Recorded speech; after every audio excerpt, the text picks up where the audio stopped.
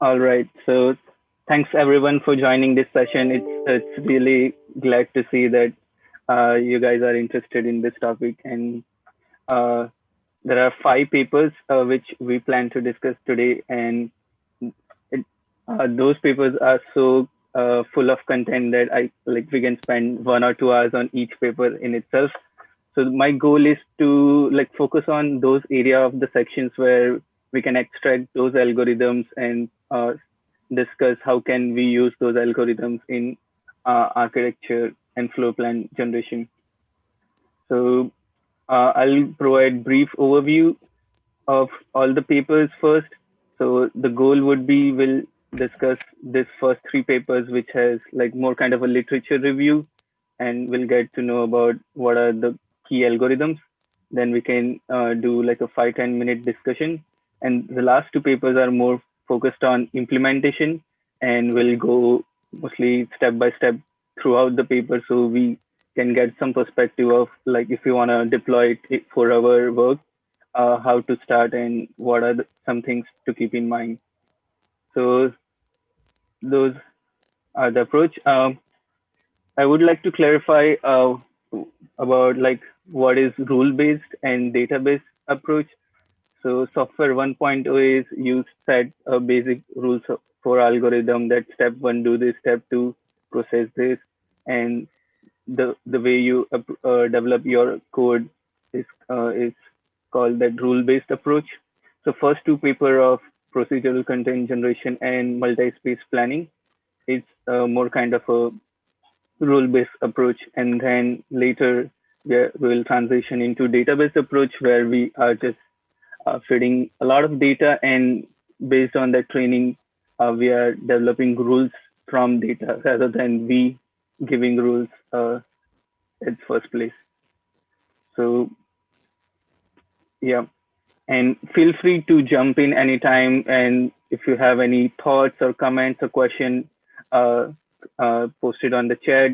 I think we all have very quite different perspective and diverse backgrounds. So it would be quite productive session. All right, I'll jump into the first paper of procedural content generation. So in this paper, like in gaming industry, they're using procedural content generation for variety of purpose, like to develop maps, to develop texture systems, music, for different kind of purposes. There are various algorithms which you can use to deploy that. So in the paper, there is a one section in which they classify very well the whole taxonomy, that what are generative grammars, and there are specified few algorithms for various kind of stuff. And at the end of the paper, there is also a really good explanation of those section in detail, that how we can use noise and various other ways to generate content based on that algorithms. So just to be specific and give one example, let's dive into L-shaped grammar, where basically it you're determining shapes and you are giving grammar uh, for to develop those shapes. So let's say a basic L-shaped algorithm is if there's A, then in the next iteration convert A to B. So in the third iteration, A will again have A to B. So as you can see, with those iterations, you're developing those shapes. So it's shape plus this grammar applied to that shape. So as you can see, if in this, it starts with basic triangle, and then in the next steps, it considers this flat shape and then uh, converts this. It's difficult to sketch. So each flat edge, it breaks it down and converts into this. So from first iteration, it converts all the three sides into this. And in second iteration, it will again consider this and break it down to one more. So this is one kind of shape grammar which is generative, and you start with basic rules, and it can lead to many more complex uh, representations. As you can see, this is similar string rule, it can lead to like this kind of complex trees as well. Similarly, like that section has other uh, approaches of using fractals, cellular automata, agent-based simulation, and a lot of in when we go to paper two about our space planning, there are few uh, algorithms which are using agent-based simulation techniques there.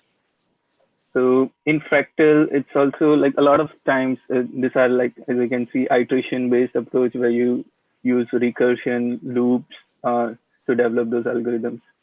And this is an example of tensor field. And you might have seen many times there are buildings which are designed based on the wind flow. So it's how you have those kind of simulations, and based on those vectors, you can generate efficient forms. Even like for structural optimization, you can do like a stress analysis and identify which areas are in very low stress and maybe remove those materials, which leads to more efficiency. So it's one type of like form generation algorithms which can lead you to some insights. All right. So I think it might take a bit of time if we go through each and every algorithm, but some key aspects I think we discussed in detail about the L-shaped grammar, image filtering. Uh, so this kind convolutional filter is basically you have an image and you set up a small kernel and you pass on those images, and based on the kernel, you can do image processing. So for example, let's say I have this image based on all pixels, and I have a small kernel which is just white, black, and white. And when I pass this kernel throughout the image, I can get like all the edges which aligns with that vertical part. So various filtering algorithms can also generate new types of content. So this even like in computer vision, another like you have few sets of kernel which helps you determine whether it's a face or not.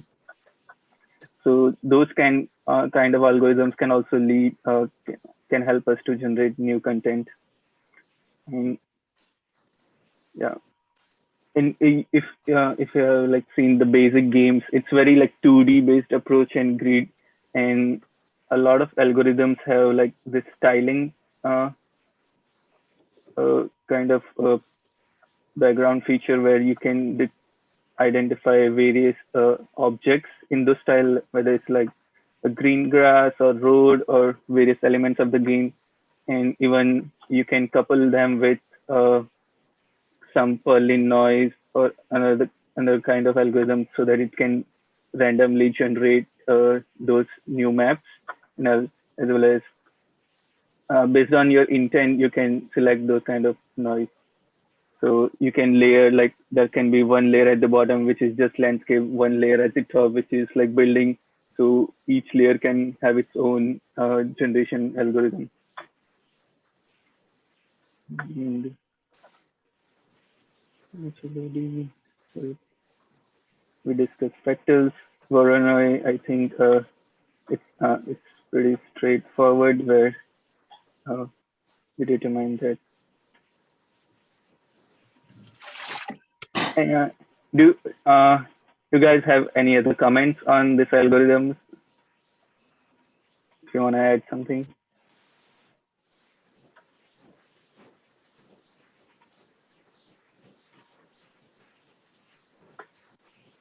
All right. Lastly, I think a big challenge is like once you have all the generative algorithms or content generation algorithm which produce a lot of solutions in your design space, how to filter out those solutions based on the constraint you have and find and shortlist like what are some efficient solutions for your problem. So that's why like generating algorithms help us to determine uh, and based on our constraint which are the best solutions in that space. So I think if you want to break out the task, it can be generate content using those algorithms, and then maybe filter out content and few solutions which aligns to our constraint. So and then we can use those solutions effectively for our design.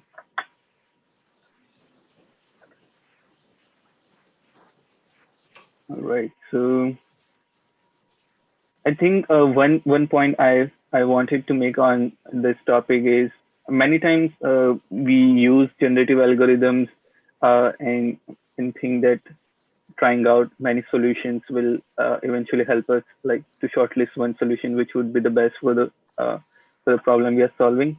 But I think it's important that as designers or engineers, how are we forming constraints would become more and more uh, important.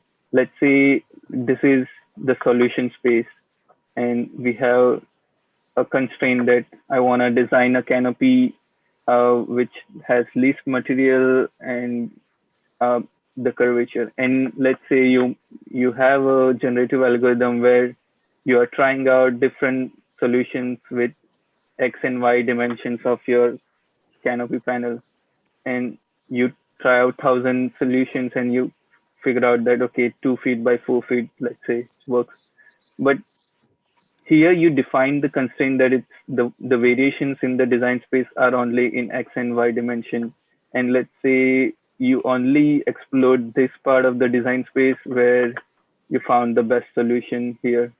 But what if there are so many other constraints, let's say curvature of the panel or uh, some kind of voids in this panel. So those solutions which were efficient, which were lying here because we didn't determine the constraints, we haven't explored that. So even if you do optimization on this solution space, you'll get the best solution for your exploration, but there are good solutions lying uh, in other space which we didn't explore because we didn't formalize those constraints or explore the solution. So it's I think content generation through these algorithms can help us gain new insights, but also it's while formulating those constraints, it's important that we get a holistic view of the design space. All right. Think if you guys don't have any comments, I will move on to the next paper. And I think this was quite useful because uh, this procedural content generation helped to form new ways of getting new design, but this has direct one-to-one application of the our discussion topic, that how other people have used this rule-based approach with the help of agents to design spaces. So I think the paper divides all the multi agent space planning into three categories. One is agents which move, agents which occupy space, and move as spatial agents. Sorry. And I think there are uh, each each topic in itself is quite interesting how they have compared uh, various algorithms in that category. But am if I am summarizing that those all algorithms, I think it's important that while developing those solutions, how are we formulating the interaction for our agents? So few algorithms had either repulsion or attraction as some kind of way that depending on the distance or overlapping of bubbles, the spatial planning algorithm will be modified. So I think while developing this kind of algorithms, uh, a strategy would be the interaction between agents, and the strategy of efficient spatial planning is important. Now, so like few algorithms has some swarm-based approach where like how the agents align, how they start from one position, and if they have a target position, what our multiple agents, sorry, okay, our multiple agents interacting to achieve that desired goal. And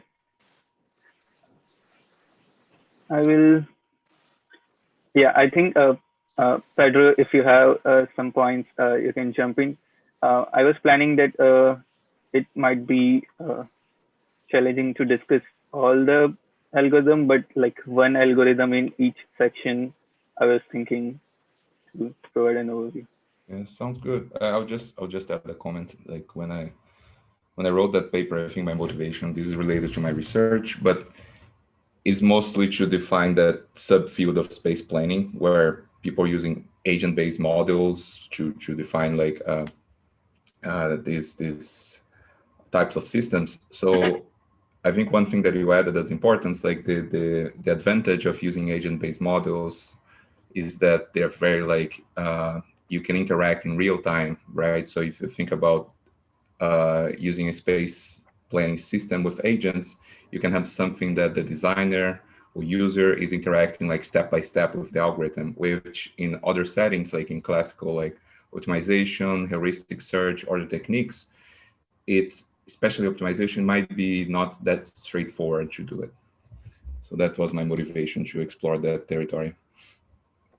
Yeah, and I see like there were also few algorithms which went in detail that if you move some bubbles, how are other bubbles reacting to that move, and the whole spatial layout, how it's getting modified.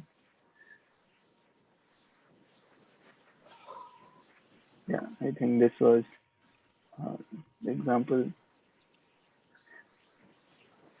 Yeah. Yeah, I agree. Yeah, the point's like if you solve more or less the same problem, for example, with a genetic algorithm, it's a destructive algorithm, right? So every time you change you do like a crossover, a mutation, you're basically like destroying the solution and creating a completely new solution, which is good if you're looking, you're just focusing on the solution. But I was interested in this paper and in that prototype too, is like how you have a system that you can move like step by step in a fine-grained interaction to actually like you can have like human input in every step. And that's why like I think a lot of these algorithms they use physics like as the one you mentioned before, and somehow they physics you can kind of like approximate like trying to solve adjacency between agents. You kind of like emulate a gradient of for some of these objectives in a simple way.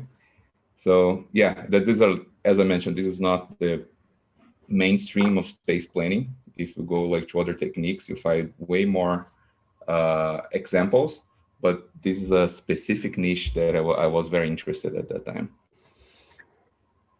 I see. And I was wondering, so like if there are like efficient solution in a design space, what if the human agent makes some moves which leads to another direction where the efficient solution might not be able to achieve?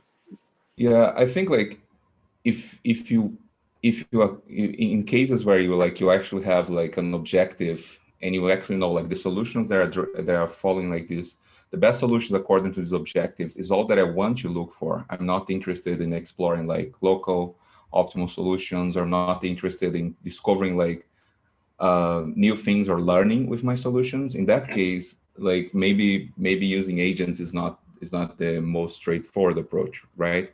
You're just saying like, oh, I have objectives. I want to have solutions that maximize those objectives. Then it's an optimization problem.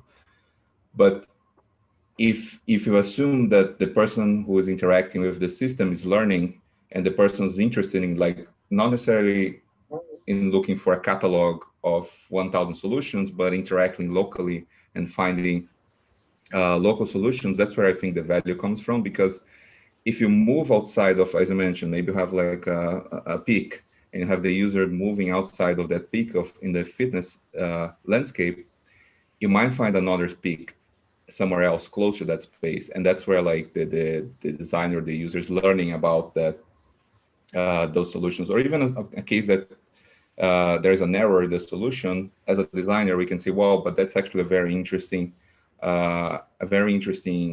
example. Maybe I'll change by my objectives, or maybe I'll change how my agents are encoded. So I think that was this exploratory aspect was very important to, if you're interested in that type of systems. And you can see in some cases there, they do a hybrid between they have an agent-based system, and they sometimes combine with an optimization. You have in one of the examples you present, you're going to see that. Yeah, I think plus evolutionary where it was combining agent plus optimization.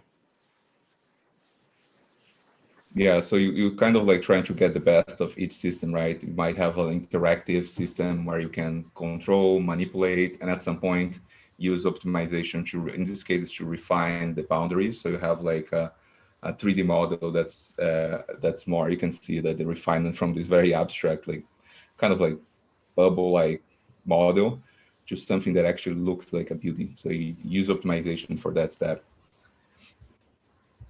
Quite interesting. So if I am to summarize like the first section of the paper, which has algorithms where agents are acting as moving spatial units, uh, what are like one or two things which is like common underlying thread among these algorithms? They, as they are moving agents, they need to have like a body as spatial representation. So one thing that I think is common to use, let me see, I need to get to the summary of my paper. They have like, they use like representation, generally use more like representation, like bubbles, like polygons. That would be one thing in terms of representation. And in terms of control, they focus a lot on physics. Like physics, I think, is the technique that's present on that first category, because you have like bodies that are colliding and trying to look for a place and maybe like change their shape. So you need some form of like solver to to help the agents. Yeah. Awesome. Thanks a lot. It's great to know those insights. Now, I think for second section, oh, I think this was a quite interesting example where there were like 10 groups in which like there were like list of steps which were actually determining the action of different agents and how it starts. So I think there was one or two point which are, yeah. So it's not only like age. I think one thing I like that if looking at the environment and like other agents, how am I reacting and defining those actions is is important. Like all those flocking approach where you align with other agents, and also if there are your teammates or opponents, how you behave in that space. So this was those 10 color coded groups, if you can see in the image. I remember that prototype. Yeah, it's kind of like the maybe the only one that I have in that kind of like collection of examples. Is the only one that tries to get closer to reinforcement learning, right? Because the agents that are trained to try to, I don't remember exactly the objective. I think it's like uh, to have like to occupy more blocks than the other teams and so on. So I think it's an interesting prototype because it's trying to bridge this gap between having agents and learning. So most of all the other examples, they use like predefined models for your agents. And in this case, the agents are trying to learn how to achieve something. Yeah, it's very interesting.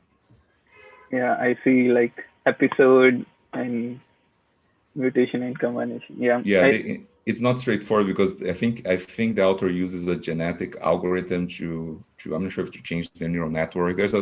It's a technique that's not like uh, conventional. I see.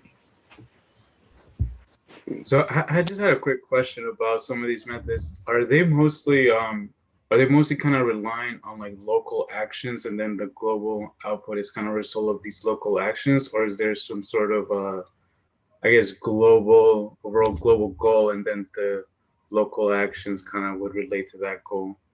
Well, I think that's one big challenge. And if you think about agent-based models, like they, by definition, agents they react to the neighborhood. So each agent understand has a different it depends on the model. They can have different understanding of neighborhood, but you have a neighborhood, the agents like perceive that environment, and there's an internal program that's going to say, well, you see that, you process that, the percepts, and then you take an action, right? So by definition, the agents they're based on local actions. So the challenge there, I think that's there are some of these examples. They are trying to think about more about these global. Let's think about these global qualities or global objectives. Some of them are using they combine these techniques with optimization. That's one of the approaches, right? And I'll just briefly mention my own approach to try to bridge like this local behavior, and maybe with some better like global performance. In my case, I'll try to do that with a little bit of learning. But yes, I agree with you. Most of them are mostly like local. And even I was thinking in terms of reinforcement learning. Many times, you try out different approaches and strategies, and ultimately you measure the final global score. And based on that final result, you then focus on what are some local strategies that worked out to get good global scores. So I think when the agents are interacting, they don't know the final goal yet, but they know the final uh, like scoring mechanism. So maybe that's driving that strategy. All right. Thanks for asking. And I think the third section is more kind of agents that partition the space. And if you look at this algorithm, they're associated spatial networks. They're using like Voronoi for partitioning and spatial correction. And also there are a few algorithms which are using graph embedding and form those relationship and hierarchy. So I think even I was looking at other papers of like HouseGAN and a couple of newer GAN or machine learning based approaches, and they are incorporating more graph network because graph has the relationship of like the room and the edges, which can be built upon for further exploration. So I think also the interactive element is there in few of the algorithms where you move one bubble and the graph self-organizes and react to that move. Random heuristic approach.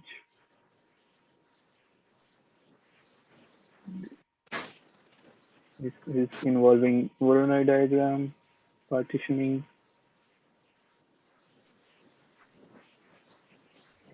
Hey, for the graph algorithms, is it just kind of like, I guess the main component is that it works on organizing the nodes in some way, and then the, let's say like the space shape, how does that become generated, or how do you get the space shape out of that? Is it still kind of like a colliding system, or is it kind of more, I guess, push and pull or some sort of other method? Well, I'll just add a comment there. I think like in this section, I'm addressing agents that they partition space. So they use some partitioning system. In that case, you can see the Voronoi, right? Mm-hmm. And I think that's actually one of the big challenges that with neural networks with the recent research in deep learning that has been addressed and successfully answering that questions. Like you have a graph, maybe you even have a bubble diagram, how you convert that to a floor plan, right? Because then you have like L shapes, you have like some adjustments. And if you see like examples like I think HouseGAN is one, and others, they're able to bridge that gap. But most of the examples that I'm showing there, I think they're basically using like predefined partitioning algorithm. So you can see like you have a way to discover like these graphs, and then you embed them in space, and then you have an algorithm that's going to convert that graph and maybe have additional information about the area or other things besides adjacencies, and then you convert that thing into partitions. So in that case, like it's predefined. Yeah. Uh, I remember there was one algorithm which was also dealing with the corridor and staircase spaces.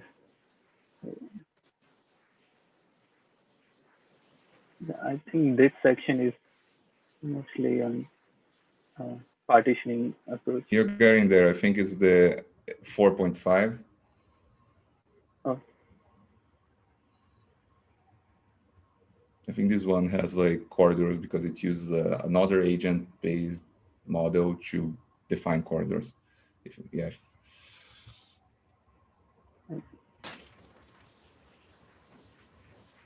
yeah. And I also found like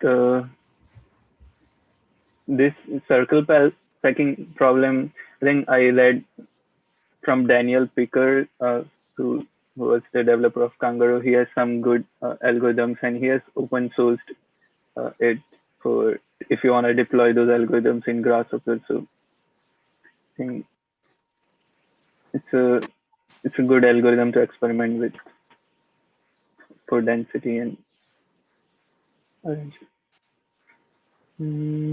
Logging slope line and colony. Yeah, right. And I think the goal from this short discussion was like what are the key differences in the three approaches where we can use agents, and how we can also like interact with the environment, form those actions, and develop those spatial planning algorithms. Is there anything uh, Pedro you wanna share, and which is important for us to know? No, I think I mentioned before. I just wanted to contextualize, and I just mentioned that that was an interest in this niche, and that paper was motivated by this interest in this niche of agent-based models in space planning, multi-agents, and I was trying to connect that with deep learning, but in contrast to the approaches that are more like mainstream today, like think about GANs, you think about generative models. I was trying to connect to reinforcement learning. So that's a way that that's the reason that that paper was written, to discover that niche and also to start establishing that connection with reinforcement learning. I see. And sorry to ask another question, but Sure. I wanted to know like what were some limitations you found in this kind of algorithms which is solved by deep learning. Well, I think in the conclusion I mentioned some of these, but agent-based models are very interesting on the interaction side, right? Because you can, in real time, you can interact, change locally, which is really nice for designer to actually explore locally some of the parts of the design space. That's interesting, but you lose the power of like more like global algorithms and access to the converge. So one thing is to have something that performs better globally. That's for sure one thing that's missing. Another one is how you can actually get to custom representations of space. As designers, we're designing floor plans of buildings, and a lot of these algorithms, they came from other fields, like from biology, from artificial life, and then we take those algorithms and say, oh, let's create floor plans, which is really interesting as an experiment. They can create all these diagrams and all that, but at least for me, it's not straightforward how you adapt like voids, or how do you adapt like some form of swarm intelligence to generate like floor plans with like room shapes that are feasible with the types of adjacency we're looking for. So my conclusion there is that deep reinforcement learning was like, oh, maybe with deep reinforcement learning, we can create custom agents. We can actually, as designers, say, I want to have a agent-based model or a multi-agent system to interact and create a floor plan. but instead of using existing models, I'm going to create my own model. And that was my that was what I think that's what that paragraph is saying there. Awesome. So I think if no other folks have any other question in this topic, we can move on. Right. So I think before we move on to third paper, I'll give like super rough overview about what is machine learning and different algorithms.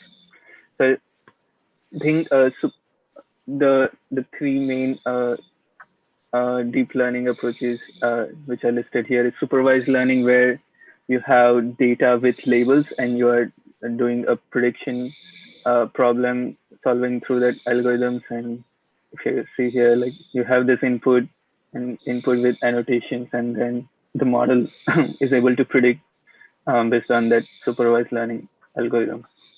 Uh, Next is unsupervised learning, where you just have input without labels, and the goal is to find clustering or image similarity of that data set.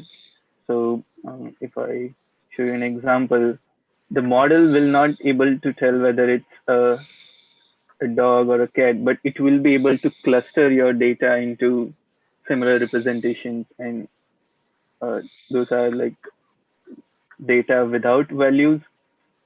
And third is reinforcement learning. It's kind of a way like we humans and every nature works, where we do reward. We understand the environment, and based on those rewards and past memory, we also form strategies for our next move.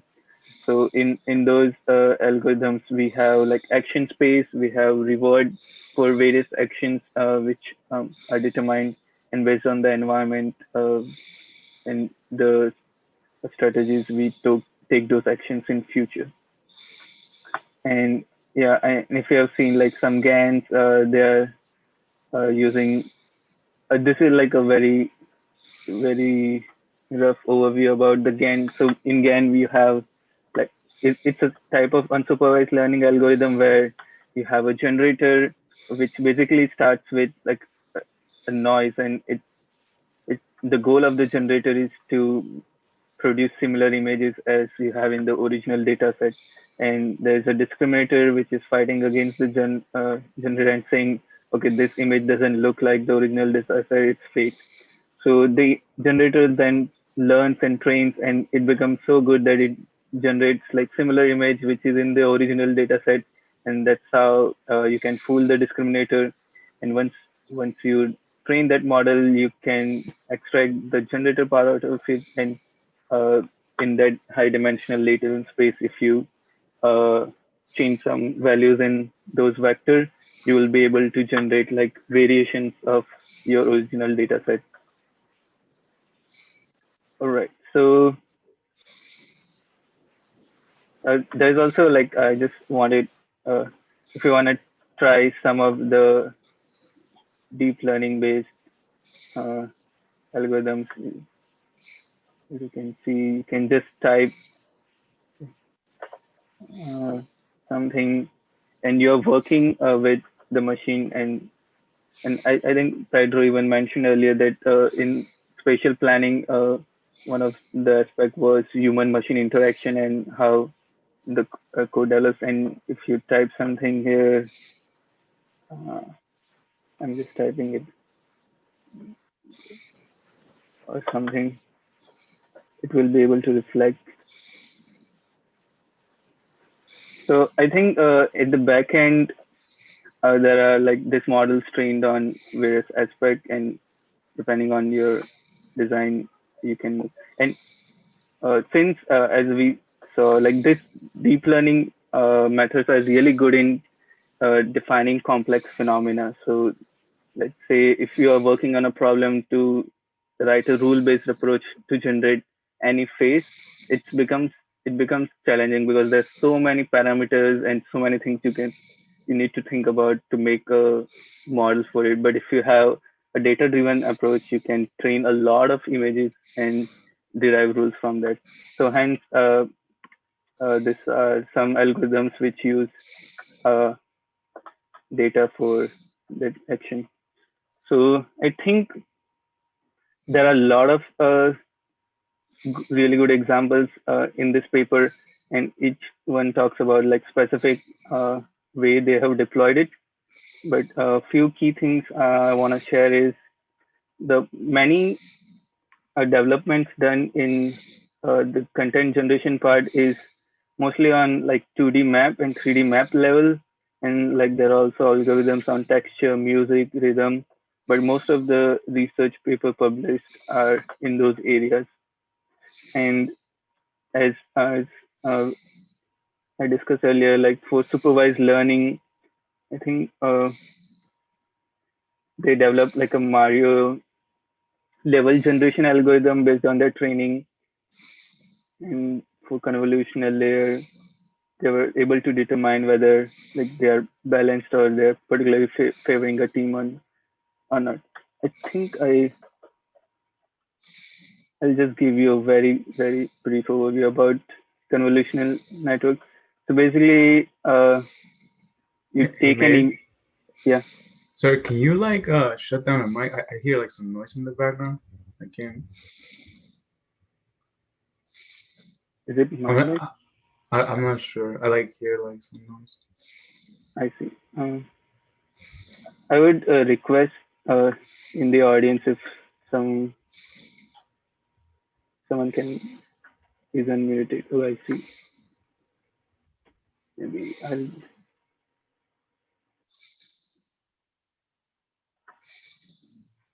Ishan. Is it, okay. Is it better now? I think Yeah. it's better now. Yeah. Okay. Yeah. Thanks a lot. Okay. Hmm.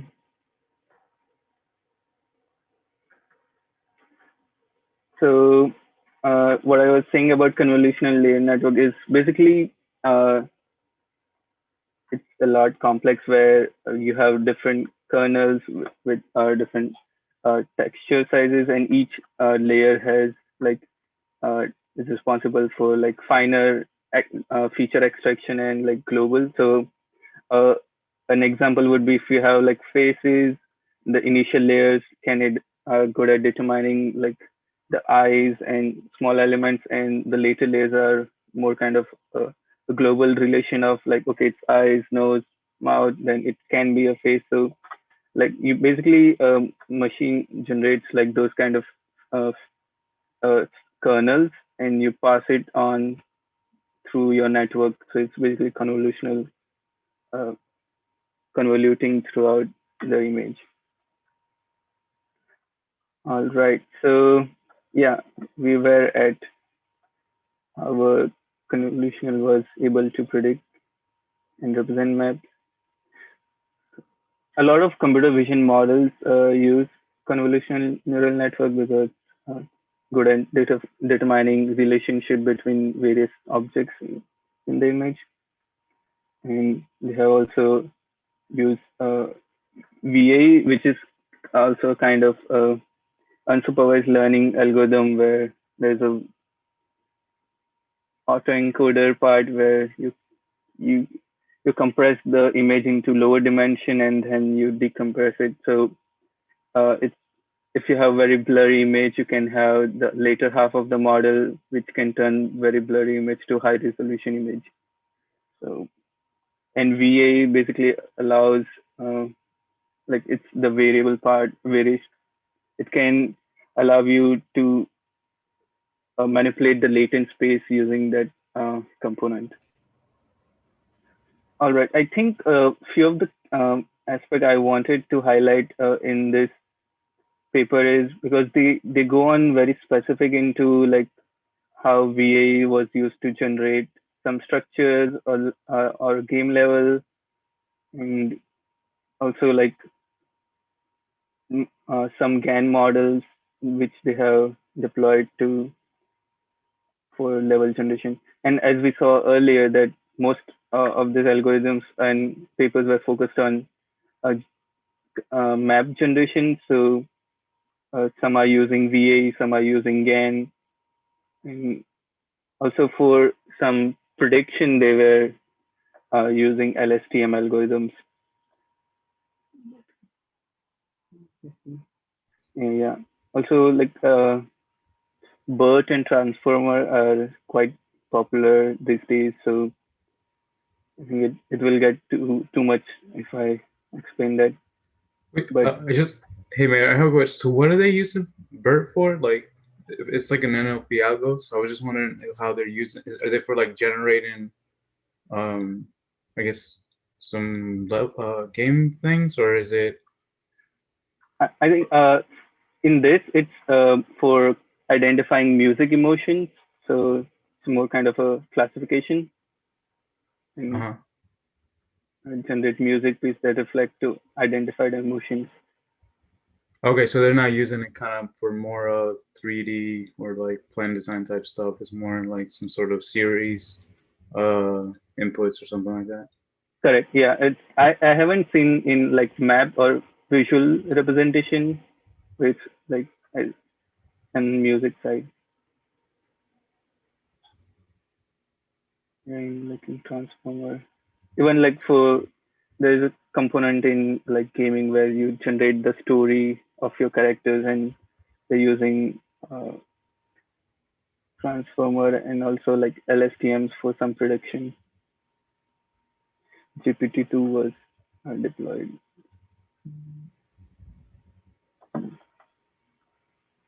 Okay, and in we talked about reinforcement learning, and I think if you want to experiment, there is a library on GitHub for Mario AI framework, basically like version of Super Mario Bros. Where you can experiment with those libraries.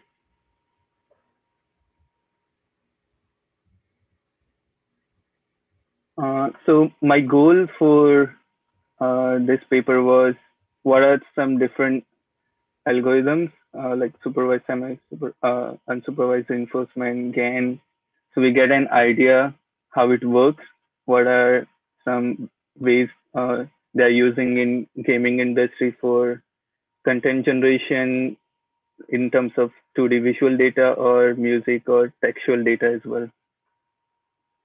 So I think this will set up a base for when we go into deeper discussion for the next few papers, next two papers, which are uh, for plan generation using data-driven approach. This one is using CNN, convolutional neural network, and regression methods, and this paper is using reinforcement learning approach. So I think we discussed a lot of algorithms, and so I was thinking maybe we can take like few minutes of if anyone has any thoughts or if they want to clarify things before we move on to a detailed discussion of two of those algorithms. Not really, but I'll add one comment that I think is really interesting that you're addressing like space planning, like let's say in AAC, architectural design, engineering, and also in game you have procedural generation. These are areas that I have like really interesting overlapping, right? So it's nice that you brought all these things together here. Okay. I just have a quick question. Have you noticed anything where they're incorporating, I guess, a natural language in sort of some, I guess, model generation, or is it mostly kind of like just basic, I guess, without using language and just focusing on more, I guess, 2D visual elements? I'm not Because sure so I saw one attention gain model, which converts like the text data into images. Are you talking about those kind of yeah, NLP? yeah, yeah. I guess something that's kind of like, I guess you can incorporate language or something like that to generate kind of like some 3D or 2D object. Um, Yeah, I think attention gain and like I saw recently Clip by OpenAI is also able to use those text to image. And I think currently one trend I'm seeing is multimodal integration where you bridge languages, vision together to develop like a transition. It, but I'm not sure if I saw. I saw one. There was one deployment where they were using natural language processing for like in future levels, how the current level interaction is affecting the future levels. So based on the user's preference and behavior, the game was modified to provide that custom experience.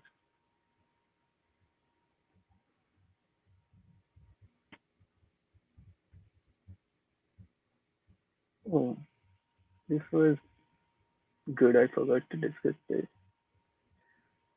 Hmm. I think yeah, they are generating levels using Mario game, and this is like basic grand approach. Maybe start with Gaussian noise.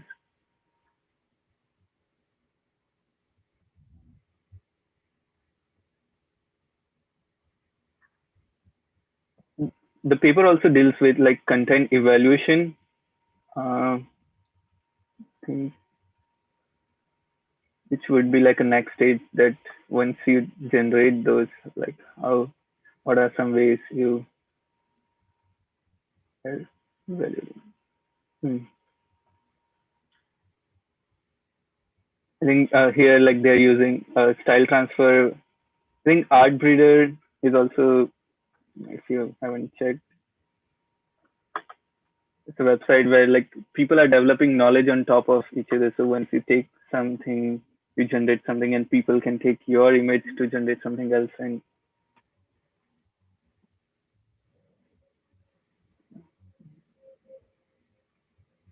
mm, and also they're mentioning some limitations that what about some how to learn from small data. And I think one important lesson which I'm currently observing, like we can learn from gaming industries to generate synthetic data. So many times, like for style gain model, from image scraping, if we don't have internet scraping, if we don't have enough data, maybe we can use some inspiration from gaming industry how to develop those synthetic data for our model training.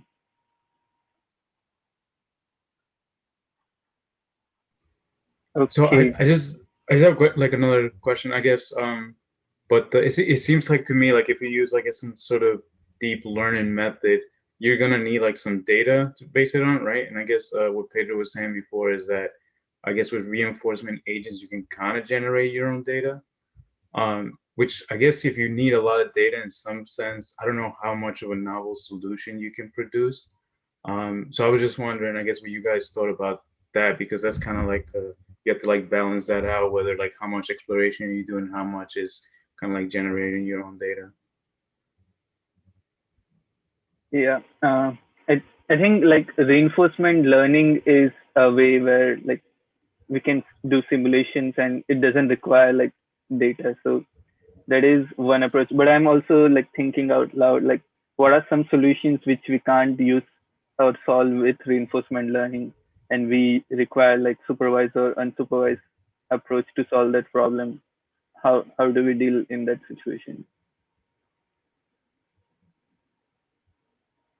So can you rephrase what's the challenge here? Is to look for a solution with small data set? Is that what you're saying?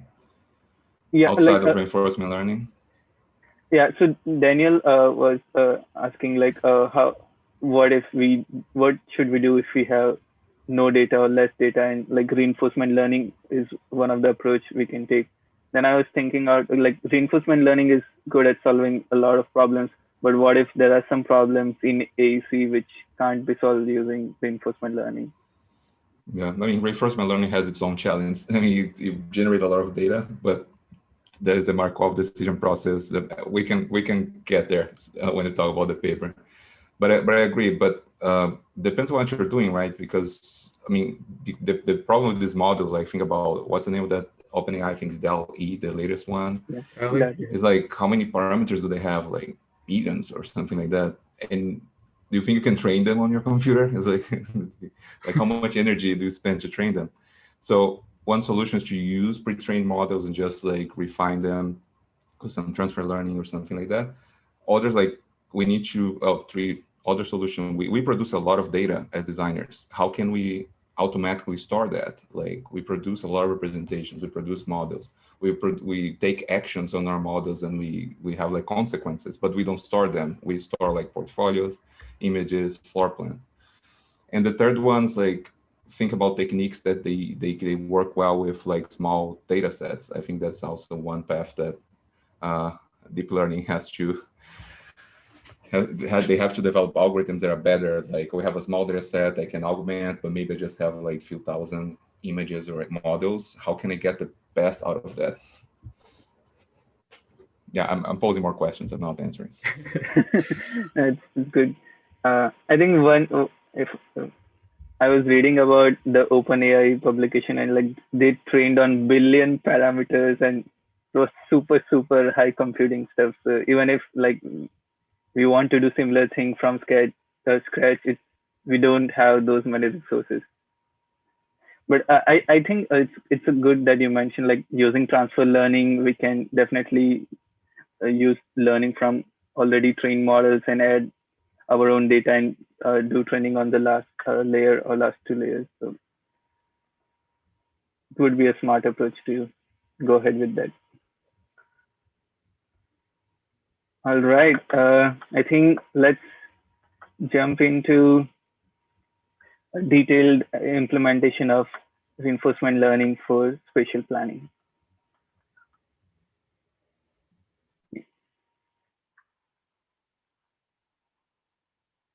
So I think the paper lists out initially like what are some problems in existing agent-based models where it's not straightforward to adapt for spatial design, and then it's proposing multi-agent deep learning, reinforcement learning approach, and specific algorithm they're deploying is DDQN with combining with DCNN, and you will see in the model architecture where they have shown a convolutional neural network.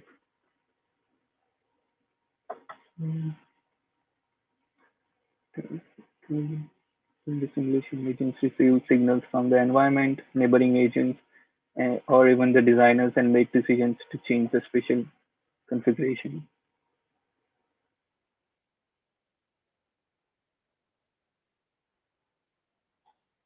They operate on a shared environment and use a local space and facilitate fine-grained interaction with the designer. I think this is quite good, where we can have a distributed decision making of multiple spatial agents. I think that is one factor which is not there in supervised and unsupervised methods, where we can't have like human part and do real time modification. So, and then it lists out what are some gaps. So I think we saw a few of these algorithms earlier, where about swarm, cellular automata, reaction diffusion, physics simulation.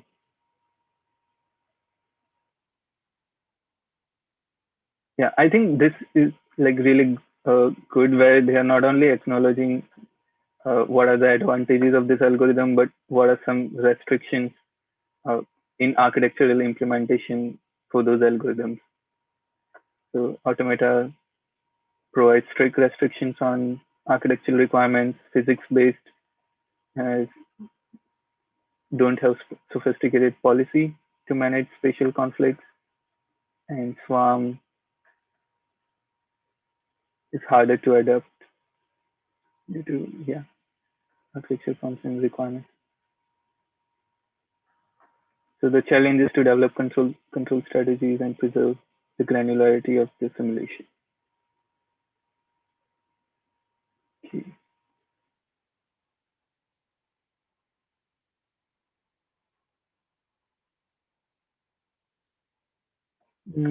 Okay, I think I will go back to the board, and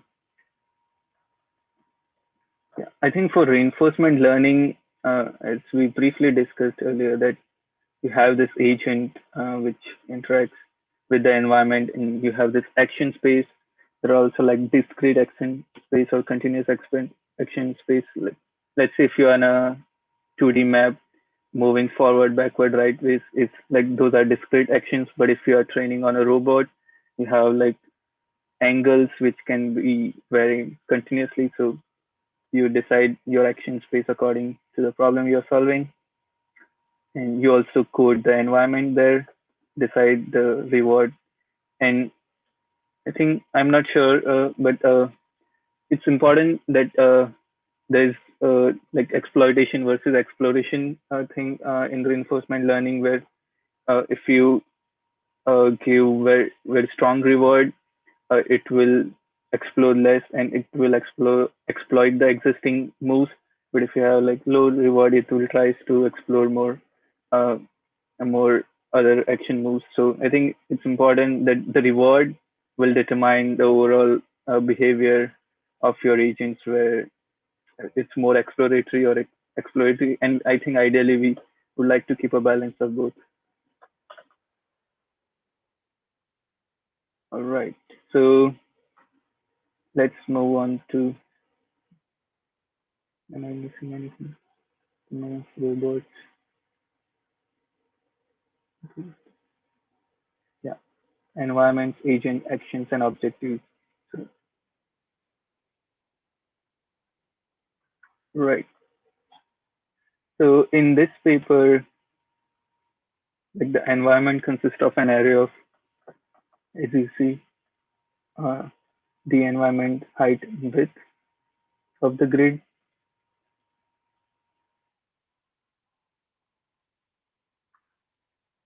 And agent is also an array, represents spatial partition. Yeah. Uh, Pedro, if you want to jump in, I was not able to fully understand the concept of polyomino Oh yeah, go to with, the image. I think next page has an image. yeah. Yeah, that's a simplified setting, but you can see like I can sketch here. But basically, it's just a set of cells. So it's like you can see that each agent here, each agent represents kind of a potentially like a room or a zone in your layout. And basically this is grid based. So each agent is a set of cells and they need to share edges. So you cannot have like a set of cells here, and one cell that's isolated. So that defines a polyomino. You have like these cells that they share edges. And in this case, I had the extra constraint that there should not be holes. So if I have like, I mean, it's really hard to draw here, especially live, but that's fine. I think you can understand what I'm doing. If you have these cells here and you have a hole here, that this is not legal. You need to occupy that hole. So this is like, it's more or less like this.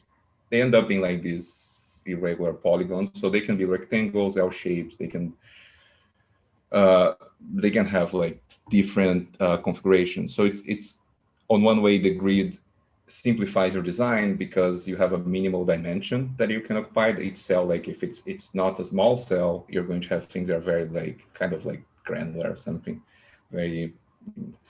And on the other hand, it allows you to have representations that are hard having other. If you work with like rectangles, you're constrained to rectangles. If you have like two rectangles, you can only be L shape, maybe T shape. With the polyomino of the set of cells, you can achieve like a variety of configurations: U shape, T shapes, L shapes, irregular shapes, and all that. So the polyomino is basically like is a definition of the representation of each agent here. And yeah, let me know if you want me to explain more details. So I'm just curious, does it work kind of like a convex hole in a way where it just creates kind of like an enclosed area, or do you give it like a specific kind of like outline of how much it can expand, and do you control that? Basically, if you talk about the action, so each agent has like, imagine that this is an agent, right? So the constraints of the agent are, it should be a polyomino, it should have no holes. So based on those constraints, you know that you can expand, for example, to this cell here, you can expand to this cell here, you can expand to this, if there are no obstacles or maybe other agents and so on. There are more details, but basically like the definition of the body of the agent allows to define what cell can be expanded without like breaking those constraints. So you expand cell by cell.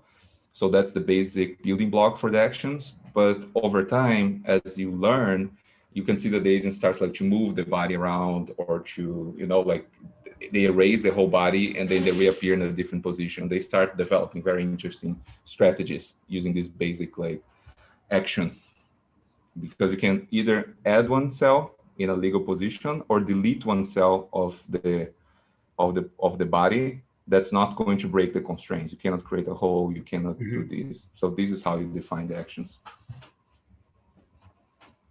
I think that's, sorry, go ahead.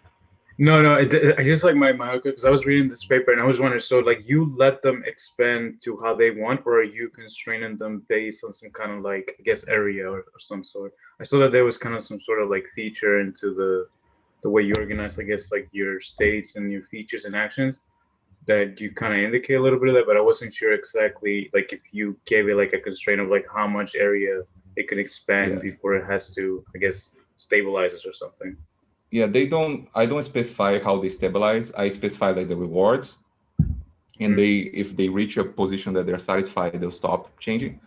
But there's an additional thing that you can see here. I am going to add some dots. Because we're using neural networks, we need to have kind of like in this case, a convolutional neural network. Each agent has to, it can perceive the environment, but also has an action grid that I define here. It can be larger, but in this case, a small one. So the agent can only take actions inside that grid. And the moment that the agent starts moving, that grid follows the agent. So you can see that the agent can move, expand, but there's a limit in terms of like how large the agent can be. It depends on that action grid.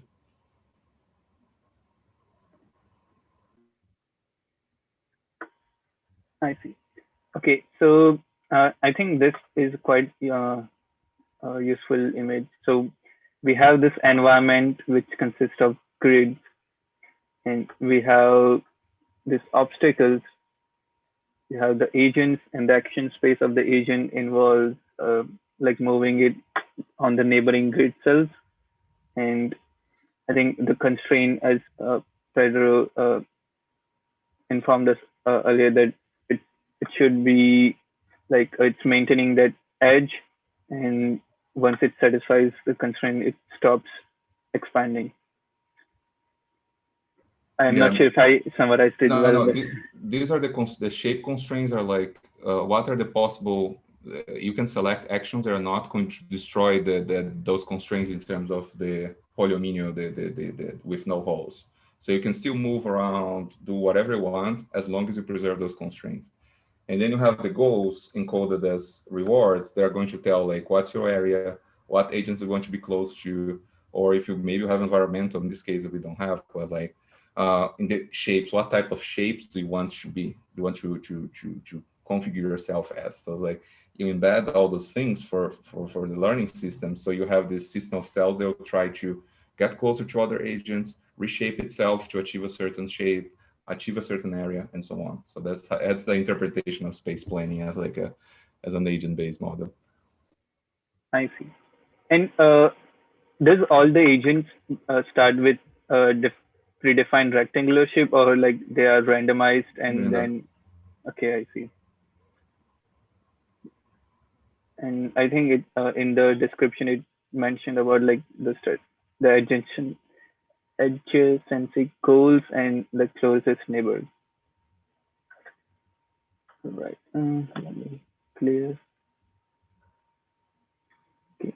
So we got an idea about the environment and agents, the action space. I think this constraints the masking less than so I think this borderline.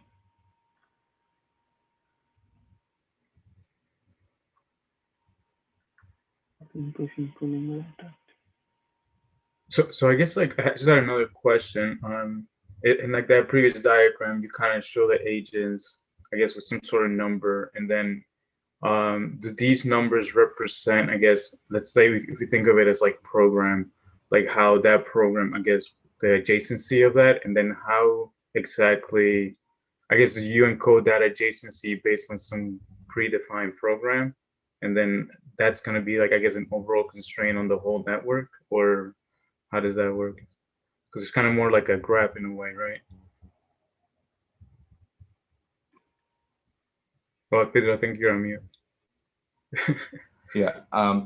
Let's say the definition by itself of the adjacency is based on a graph, but I'm using convolutional neural network. So what I do there, you can is basically it needs to learn to satisfy that graph, but it can only see those cells, right? So what I do is I train for them to reduce the distance to the adjacent agents, and that's why I came up with this architecture. I think that Myra is showing there.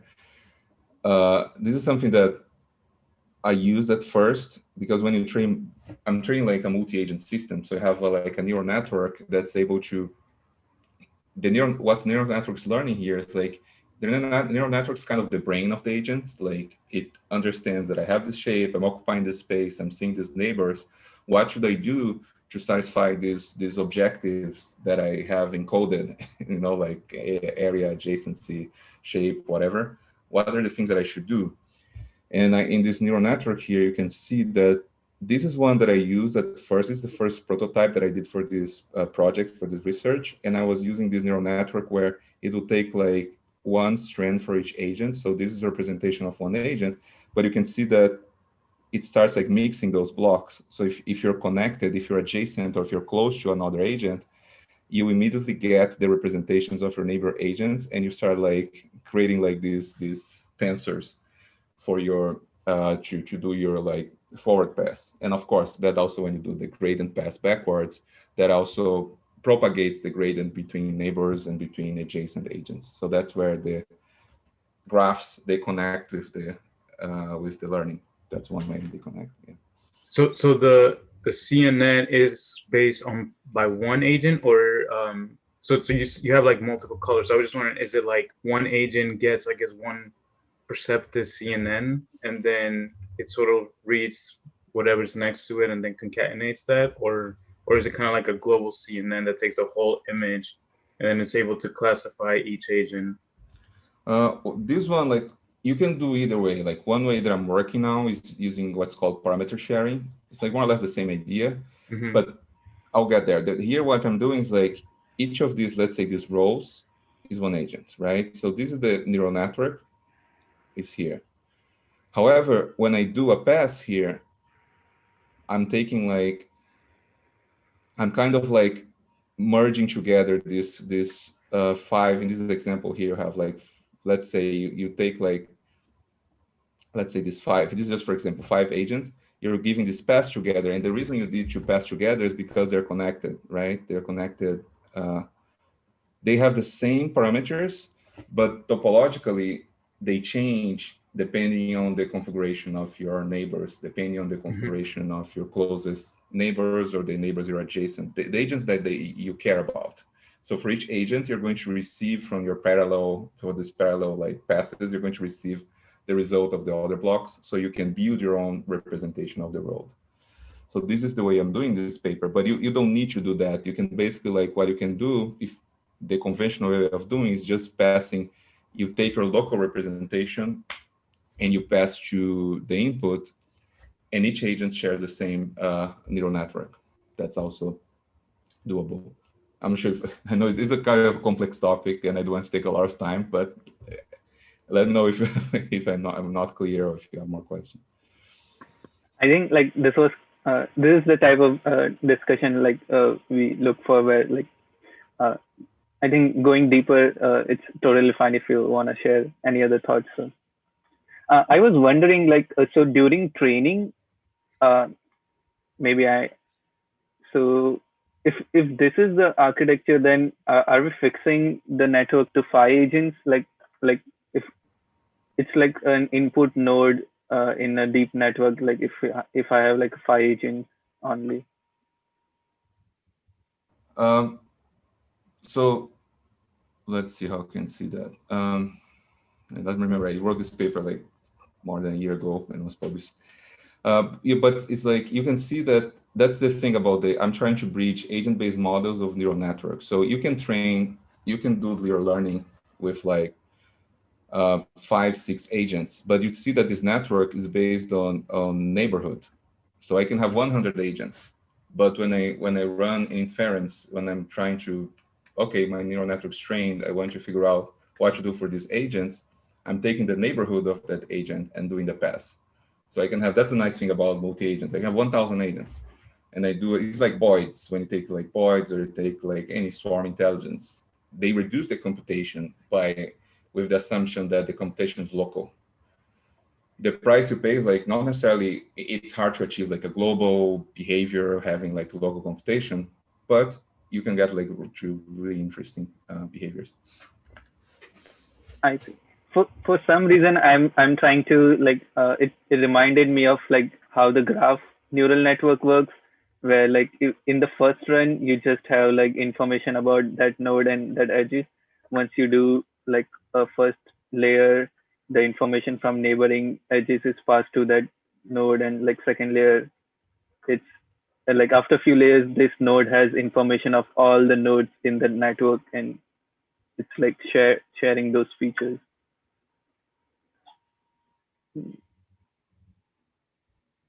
Okay, right. If we don't have any other questions, we can continue.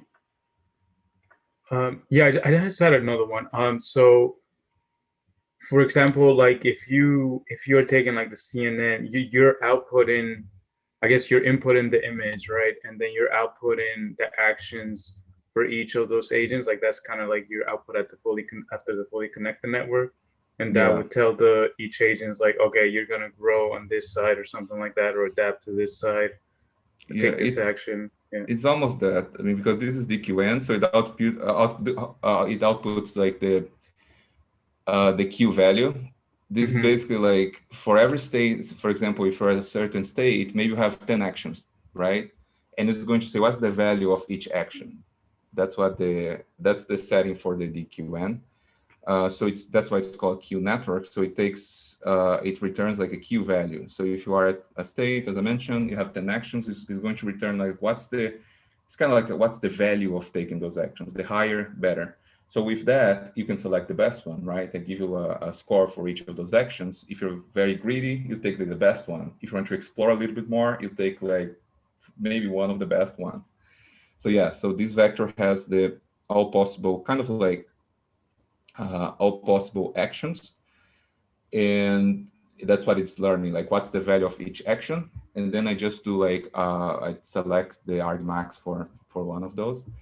And additionally, one thing that's important, as we discussed before, there are a lot of constraints, right? Like you cannot take this action because you're going to create a hole inside your cell.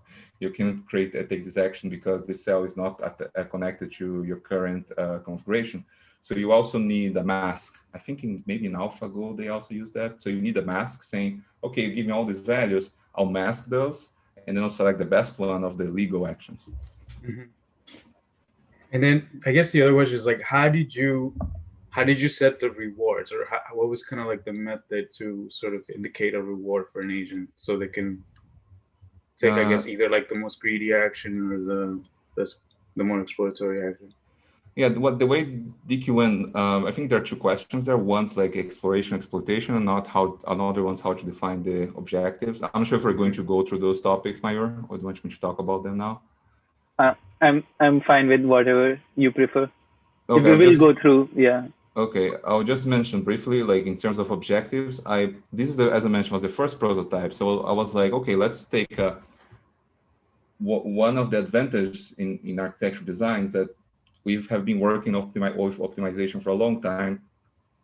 We have been working with all these convention techniques, so we know how to, in contrast to problems that are natural from reinforcement learning, where the like games or robots, where the rewards like is very sparse, we can provide like reward signals almost at every state. I can tell, oh, this is way better than before. So what I tried to do for this first prototype is to use reward signals that are very dense. So I take the definition of adjacency, for example, and I say, all right, so let's think about adjacency as is more or less like how close you are to your adjacent agents.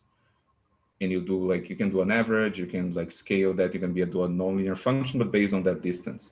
So every time you move closer and closer, I can take the difference of that and treat it as a reward. So I say, okay, you're doing better and better and better, so I'm rewarding you. So that's one way of doing this. So I did that for shape. I created a function that tells like, if you go to, can you go to that image that has a lot of like the layers? I think it's before up there that we have a lot of the. And Yeah, that's good. That's the one. So okay. you can, yeah, this big one. So for example, I have a function. I was like, how am I going to tell the agent how good that shape of the room is? Depends on the designer, but let's start with a conventional definition. If it's rectangular, it's good. If it's an L shape, okay, it's not awesome, but it's good. If it's U shape, it's not ideal. So the more folds you have on that shape, I'm assuming this prototype that's worse. So you can see that I represent even those folds here as like these dots. These are the cells where the agent is like kind of folding, you know, like it has like a curve or something like that. As you can see here, this one has like a here, kind of here, and here, right? So you can see those dots. And I'm telling the agent, oh, the moment that you unfold, that's good, reward for you. That's one example of how you can train based machine. But as I mentioned, this is like initial prototypes that are very basic way of training. That's what I was trying to do. So I can get like to show that you can actually train with reinforcement learning and generate spatial configurations. You can do something that's way more complex. You could have another neural network saying, this is a good shape, I'll reward you, or something like that. I want to ask something, Pedro, like considering these agents are like, supposing these are spatial units, right? Mm-hmm. So the spatial units are evolving based on the rewards you feed them. Mm-hmm. How do you reward them? Like if they're performing well, how do you, on what basis do you evaluate their performance? Like I want to know more about the actions they would be involving in. You reward them based on their actions, right? Yeah, it's like this case is DQN, so it's like they're learning. It's like they're learning to predict future, it's called Q value. Like for every state they are, you have a neural network that's predicting like, I have this, just a hypothetical example. I'm at this state, I have 10 actions. What's the value of each action? So using those rewards and training, the agent has this brain that's like, oh, I have a value for every action that I can take. Doesn't matter wherever I am, I can use this function approximator, this neural network, and I kind of like foresee the future and say, oh, if I take this action, my future is going to be really good. I should take this action. So this is what it is learning. Like based on these goals and rewards that I define, it kind of like uses that to learn how to predict the future. This is a very simple way of putting it. So we end up like, it's a best solution considering whatever is more buildable. Like if you have more straight lines and uniform shapes, that's good because it's easier to build and approach, rather than how you were saying, if it's more too many folds and it's too complex, then it's not a feasible result, I guess. Yeah, you could invert that. It depends on the design, right? You can have like, I want to develop crazy shapes, I'll do other one. And again, just to emphasize, what you're learning, reinforcement learning, is not like a final solution. It's like not, oh, I learned these. It's not like optimization that you try some parameters, you get a solution. You're learning like a sequential, in this case, you're learning like a sequential decision, right? So you're learning how the agent should behave at every situation, and what you get out of that is an agent-based model. You can play with those agents, poke those agents, chase those agents, and they'll start like reacting to you and reacting to the environment. So you have like a real-time kind of layout adapting to the interactions. That's the way to put it. Okay, thank you.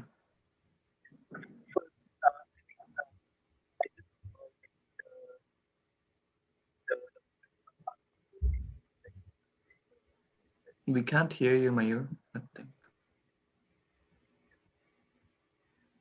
Yeah, your audio one. Can't hear.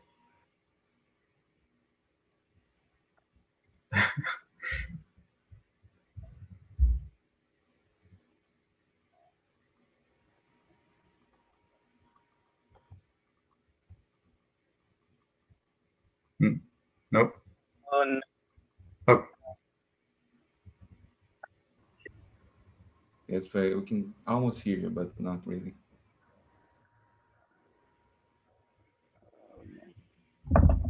hey Pedro, I had another, I guess, more technical question Sure. on the DQN. Now it's, I guess, the original like paper. They talk about like the buffer, or like the experience buffer, where you have to build, I guess, a certain number of I guess experiences or memories in a way. Yeah. How did you approach for this, since it's kind of like always like a moving shape, right? So like, did you apply kind of like the same sort of idea, and how did you implement that, I guess, for this? Yeah, I think it's the same. The replay buffer doesn't change for this setting, because basically what you're doing is like, we need to train this neural network. It needs a lot of examples. But when you're doing a simulation, maybe you get like 50, 100. So you keep storing there. And when you do a whole batch, like 128, 256. I don't remember exactly which number I used. But yeah, I use the normal setting. There's nothing special about the replay buffer there. I think maybe I wrote that. Yeah, I don't remember. Yeah, I'll need to figure out in my files, but yeah, a batch size 64. Yeah, and DQN Q learning, if I'm not wrong, is offline, so you can actually use experiences from the past. So that's the nice thing about DQN, is having that replay buffer. That's a big thing for deep reinforcement learning. Can you hear me now? Yes. Oh, I changed my. Sorry for that. I think it's good. It's actually like clarifying a lot of things for us. So when you were mentioning about like each action space and consequences, I remember like in AlphaGo documentary, like they have a really good visualization that for each AlphaGo move, like the subset, like depending on that action we take, there are like other simulations of future it will able to generate. And basically what I get is like the queue space is basically like at each time step t equal to 1, like t equal to 2, you are determining like out of all possible actions which action you will take to maximize the global reward. To maximize the accumulated, discounted, expected, discounted, accumulated rewards. So like how many rewards you're collecting. That would be the jargon. But nice, yeah, that's the. Yeah, but the difference, like AlphaGo is model based, so which is really nice. So they have a search algorithm, right? They use Monte Carlo tree search, so they have a search algorithm. They experiment all those branches, and they kind of like collect those predictions. In this case, it's model free. So I basically I do this step, I take what I learn, and I try to predict the feature, which, yeah, these are one of the ways of categorizing deep learning: model free and model based. But yes, the idea is correct. Yes. Nice. Yeah, thanks a lot for clarifying. So I think we got to know about all the key parameters and also objectives, how we are representing it, masked folds. This is a really good image which explains this part.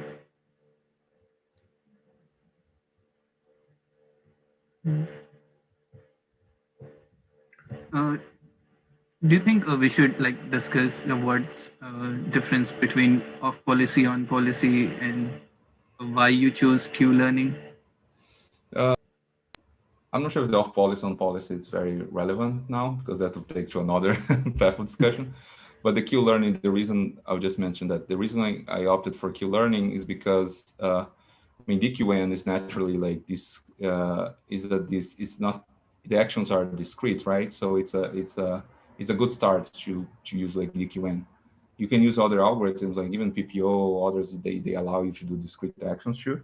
But I said I'll just take the one that's like the kind of the mainstream for discrete spaces and use it. That was the starting for the prototype. Yeah. I see. And this is like a curiosity, like from personal level.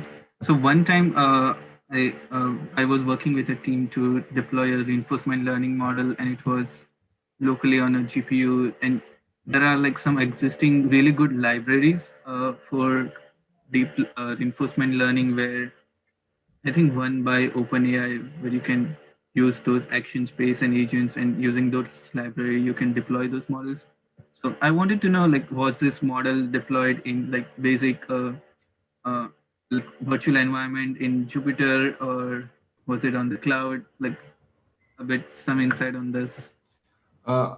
I trained that one. I think I didn't use libraries for that one. I just used like, I think it was PyTorch, and I coded my own because I was starting to customize so much as a double DQN. I started to customize, change this, change that. I went so far away doing that. I was like, okay, I need to use my own code, which has its also, it's had some problems by doing that. But I had the advantage of customization. But I think I don't remember the final model, but it was between training on my local GPU and training on AWS, and using like not using Jupyter, just regular like Python code. Yeah. I see. Interesting. Yeah. And how long was the training for? Oh, this took forever. This took like days. And I was like, because the problem is like reinforcement learning has a problem. Like these algorithms are very data hungry, because the nature of reinforcement learning, it's you learn.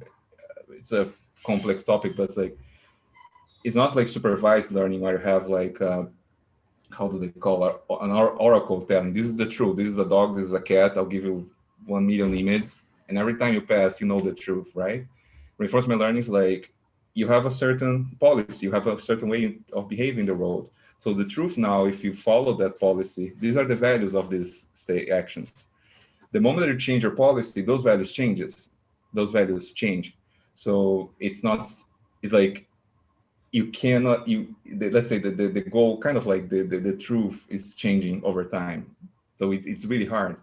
And at the same time, when you work with environments and simulating, you need to use sequential computing, right? You cannot do everything on GPU. Now they're starting to do that, but in general, you're going to use a lot of CPU, and you do for the neural networks to use the GPU. So to start working, to use the power of GPU, you need to actually think about like actually diving into like parallelizing environments, training, having like a more complex setup. And that when I was training that one, I didn't have. I was using GPU for the neural network, and that's it. So it like took some days, like probably like I would say like 3 to 5 days. Not ideal, but I know I was just discovering what can I do with this. Can I train this with deep learning? So it was like more like a discovery process. I see. So a lot of noise for 3 to 5 days from your laptop. Yeah, laptop or AWS sometimes. Yeah. Got it. All right. I think in this you were using greedy policy to generate observation. I think even like the action to start with, it's using a random probability to accumulate the reward, because I think for the first like to start with, it should randomly select something, so it's exploitation that you're talking about. correct. Yeah. So yeah, that selection strategy is here. In step 2, the algorithm updates the current estimate of an observation. Now I think this image talks about like how you take an action, observe the environment, and then again take actions based on that state. So I guess I had another quick question on the exploration exploitation. I was wondering, did you try, like, for example, obviously if you do it more like exploration, like if you set that epsilon to a higher number, it's going to try to go like or test out like a whole bunch of states. Did you sort of let it do that? Like, did you test that out and see what generates, or did you kind of like focus on a specific number and just ran with that, or did you like anneal it so like it explored it's more like annealing. Yeah, it starts like you start with a higher like let's say randomness, mm-hmm. and you start reducing over the training, and up to the end, like you get to, I don't know, it's nice to keep like maybe 10%, 10% of randomness, but at the beginning can be like 90%, something like that. Yeah. And which one did you find, I guess, produced like the most interesting solutions? Because I guess if you're gonna be like really greedy, it's gonna try to like optimize everything. It's gonna be more like an optimizer at that point, as versus like exploring, I guess, possibilities. So I was just wondering like which sort of setting produced the most interesting, and then how that would apply. I guess if you're like a designer, when you look at this, you kind of want to see those possibilities. Yeah, I think like there are some images in the bottom there at where I have the experiments, where I show like what happens when you experiment. Like the randomness in this case, you can control it. Like basically, like if the agents are well trained, they'll start moving, and they'll like stop at some point. They'll get to a good configuration, and they'll kind of like converge there, right? If we had randomness, that's what I was doing in that. I think I'm adding like 10% of randomness. They keep working. They keep like, okay, it's a good configuration. They keep like trying to change it. At some point, they change to another configuration. So the randomness allow you to do that. And right here at the middle, where you can see this is like, I don't remember.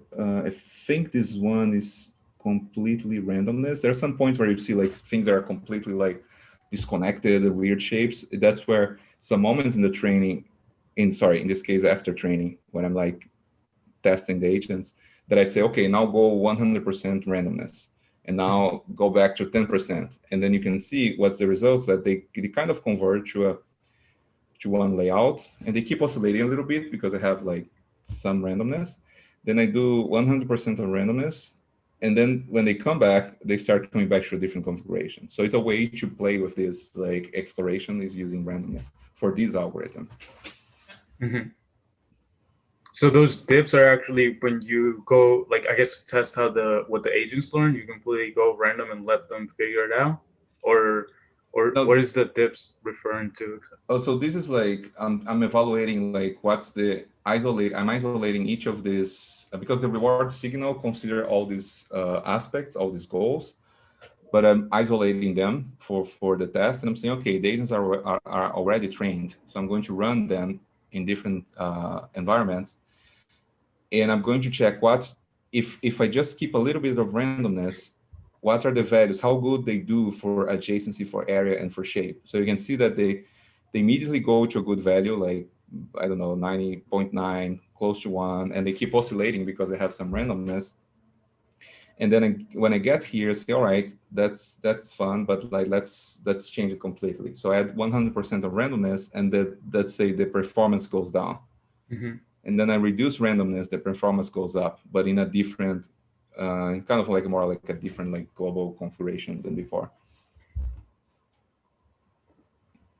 And then the environments that you were basing, because I see that you have like, I guess, different environments. Like, how did you define the environment? Is it also kind of like a sort of grid that, for example, this one has like, I think there was one with like the bridge. So did you kind of have to like discretize kind of like the area, and then like, I guess where the stream goes, then that's like an area where they cannot, I guess, go over or something like that? Or yeah, in the training, like the environments are random, like the obstacles right now. What the agent knows, like, I can occupy. You could have a more complex environment, but for just to keep it simple, you have like cells that you can occupy, cells you cannot occupy. So this like 3D model is basically like a geometric interpretation of that. So in this case, I created those environments, but during training, they're random. And here I say, okay, what if I have these non-occupable cells here, or if I have these stones here, but for the agents, just like cells that I cannot occupy. Mm-hmm. So if I get it right, like in this environment, during the definition, like, is it like, did you place like blocks in that grid where there is like no more expansion along that line?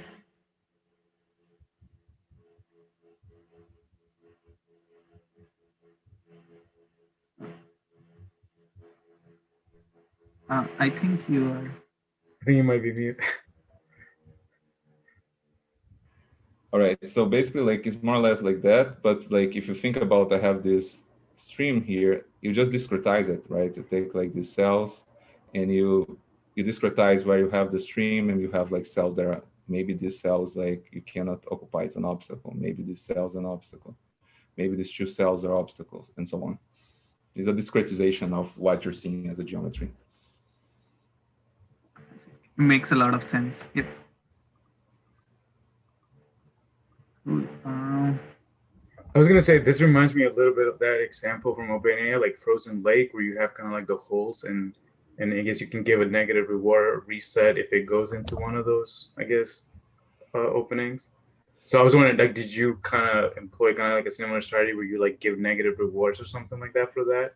So, or is it more like you mask it out and say like you can't touch this, like Yeah, this it's the is second one. Is in this okay, case, yeah, in this case, like you cannot occupy this. You yeah. need to jump, but you can't like occupy yourself. So, like, I guess, did you employ any sort of negative rewards for your thing? Like, where you would say, I don't know if it's like kind of like based like on time steps or some other. Yeah, I created like my approach was like as it was not non-conventional as I mentioned because this was the Mhm, first prototype. I was trying to have something. Can I make reinforcement learning work for this setting? Was for me it was mhm. like I don't know if it's going to work, right? So my approach was like I'm going to work with what we know really well in design, like kind of like these utilities, objective, something closer to optimization. I'll define some functions. So in conventional reinforcement learning, you're going to have maybe a reward at the end of the game, or when you do something really nice, you give +1. Over time, they give you -1 because they're taking too long to do something. In this case, I try to have more rewards than inform the agent more and more. So I got closer to a, like a sequential optimization setting where the agents, I have like kind of like a score for different aspects of the agents, and the moment the agent move, I work with the difference of those scores to provide the rewards. Okay. Yeah. All right. I think like it also clearly says that in the training there were 6 agents randomly initialized, and there were 64 multiple episodes of 64 steps. And this is the utility function. 500 time steps and divided in 3 stages. I think stage 1, stage 2. Yeah, this is the program for those images you're seeing. I'm just like each agent's one of these kind of like rooms, and you have adjacency, but you also, in this case, you have these colored connections that, for example, bedroom and closet or corridor, they don't have a wall between them. They are treated as almost like one space. Was this adjacency like hard coded that the 2 agents should be around? Which edges? Like for like some of these relationships. Oh, the color ones that I was mentioning. Yes, this is like, this is not, so you have the edges indicating adjacency. I think these ones are clear. You have areas. And this one is only in the parametric model. So like, this is not, the agents, they don't even know about this relationship. Is that this is, I'm just saying when I model these 2 spaces, they are adjacent, but I want them to be, for example, let's think about dining room and living room. Maybe I want to have like this open plan, right?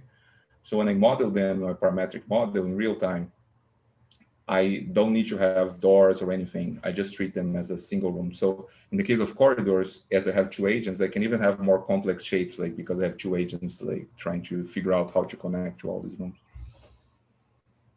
I see. And I think in the images looks like it was deployed in a 3D environment like Rhino or other. So was it like it was performing the computation at the background in Python, and then the values were sent to Rhino, and the the form was modified? So for this prototype, I didn't have the user interaction yet. I was working with randomness because it was the moment I created. So at that point, I had backend Python, PyTorch, and I was sending the signals, I think via socket maybe, or maybe files, and modeling in Grasshopper. But right now, my current setting, I have something that's backend, PyTorch, front end. I have Unity with Grasshopper inside. So actually, I have interactions, right? So I can play with the agents, move things. I can change a parametric model, and I have the agents operating in the backend. Got it. Okay. I think. So, Pedro, I just had a question with what you said in terms of running Grasshopper in Unity. Can you sort of like elaborate on that? Is there like a plugin that connects the two, or is it like that what it was called, Mindesk. I think my UR has been like talking a lot about that. It's Rhino inside, right? It's like Rhino 7 has this Rhino inside that it allows you to actually like you can go into Unity and you can actually call like Grasshopper inside of Unity and communicate. So you have like a inside Unity, you open like a Grasshopper window and you can. Oh wow! Yeah, it's really nice. Oh, that's interesting. And you did you go on? Sorry, did you play around like with like ML agents as well? Like yes, I played a little bit of ML agents, but like the problem is that my agents are so customized and the settings so customized that sometimes ML agents is hard to have a better performance or customize your setting. If you're working directly on Unity and doing more like simple things is awesome, but for my case was a little bit challenging. that's amazing. Yeah, thank you so much for sharing. Yeah, I think there is a really good tutorial by Junichiro on like how to set up the Rhino really inside. Yeah. Right. Thanks a lot for those questions. I think I'll pace a bit up to summarize other sections. So I think this provides like quite a good insight on how the environment was set up, how many agents, and the learning rate.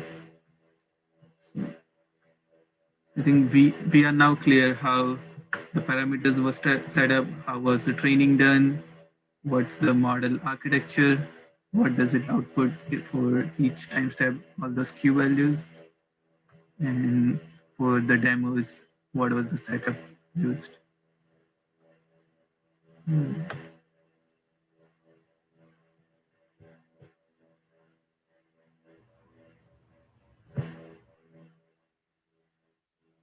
Is there anything like I know like I'll be publishing my interview with Pedro like soon, in which like he also shows a demo of how he's deploying it in Unity using Rhino Insight. So I think that would be quite interesting use case where we will get to see the user engagement in real time response. So I'm excited for that. Is there anything I think we didn't cover, or if you guys have any question before we move on to the final paper? I think we need to move on. I think the time is running out. So yeah, awesome. I mean, I can also ask if someone. I mean, if anyone wants to ask me questions, you can send me an email or anything. I'll answer. That's fine too. Yeah. Thanks a lot, Pedro, like for answering all those questions. It was quite helpful. So I think in the last paper, I'll be like in this paper, they're using, first of all, they identify the problem of lack of data set, and they're proposing they constructed their own data set called RPlan. And I think a lot of people, or I've seen many people when they're trying to solve a problem, and if they first of all work on to develop their own data set. So you can see it has 80K floor plans from residential buildings. So, and next is they're using this model architecture in which like the first step is identifying the living room, and then it iterates over the whole network to find other rooms. So, and I think this was something which I found common in other rule-based spatial planning, that maybe in order to work it efficiently, you need a start point, either in terms of an entrance or a particular room which is there in all the layouts, because then it helps to identify relationship between all of the rooms and confine to the constraints of the problem. Yeah, so it's basically using CNN first to predict the living room. Second, once that is identified, predicting other rooms, and it's a loop where they will see other spaces and then they'll do sequential prediction. Right. Living room first strategy is pretty straightforward. The location of the room, what type of room to add where, and if there is more room to add another. So initially, when I was thinking about data-driven flow plan generation, I was thinking on the lines of GAN, but this is like another way you can do more creations just by CNN network and converting it into regression problem.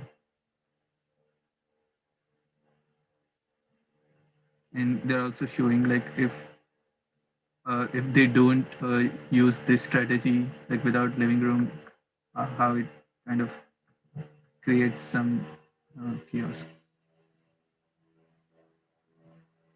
Yeah, I think one important aspect of this paper is like how they're defining like 4 channels for prediction.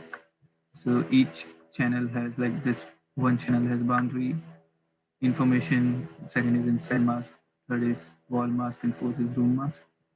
So it's not like a 255 pixel data. It's they're converting into those channels for which helps to do the regression prediction.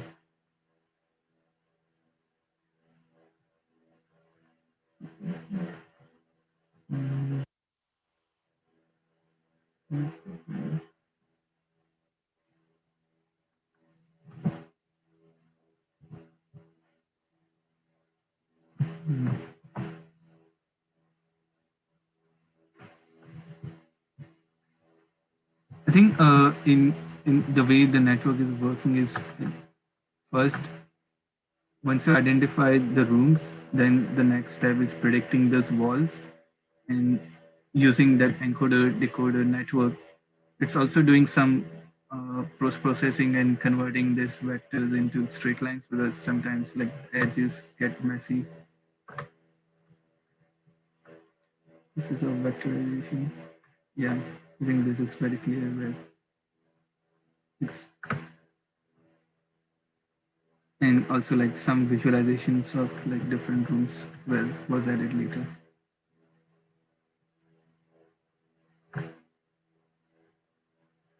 So this is the encoder prediction vectorization. They deployed on PyTorch using this GPU.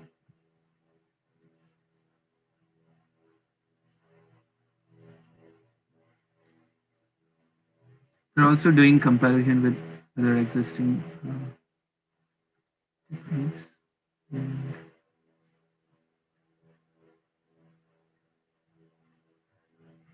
Right. So the key goal of selecting this paper is how we can use machine learning to predict and arrange a room layout. And this is one approach where they're using convolutional neural network encoder decoder to do that. Another could be like a graph neural network. Third way can be GAN. So the goal was to identify that okay, this problem can also be solved in using deep learning. I am doing super fast for this because I think it's almost reaching 2 hour mark. Let me see if there is some other highlight which is important.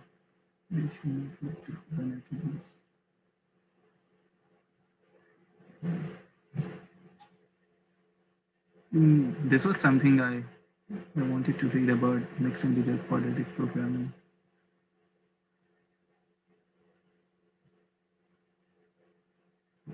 I think layout GAN and FlowNet are also a good architecture we can discuss briefly.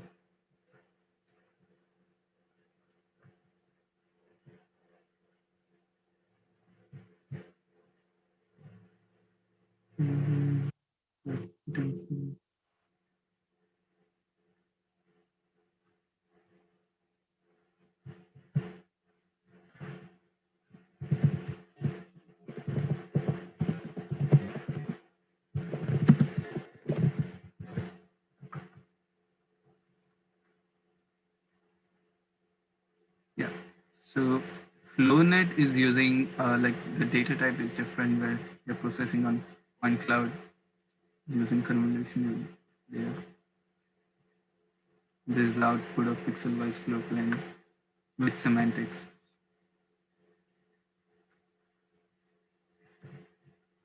Okay. I think there's nothing much more from the conceptual point of view where this is how the model works. Yeah, I'm curious. One question here. So I don't remember. I don't think I read this paper before. So it's a kind of a random question. But I'm seeing that diagram that you showed, and you mentioned the regression. But they have a regression, and they also have kind of an autoencoder, right? When you have a first step of regression, and like goes from this floor plan to the kind of like the living room. Yeah, and this looks like the CNN with this shape. This looks like an autoencoder, and later they mention something like that. Is this correct? Is this like this thing here? Is this a encoder and a decoder? Because the diagram looks like, but I'm not sure if that's correct. Yeah. So like the way I found was like it's that you pointed it right. I think for wall prediction they are basically using those network, and the regression problem was identifying the locations like the coordinates, and and the encoder decoder was for the wall's exact location. Okay.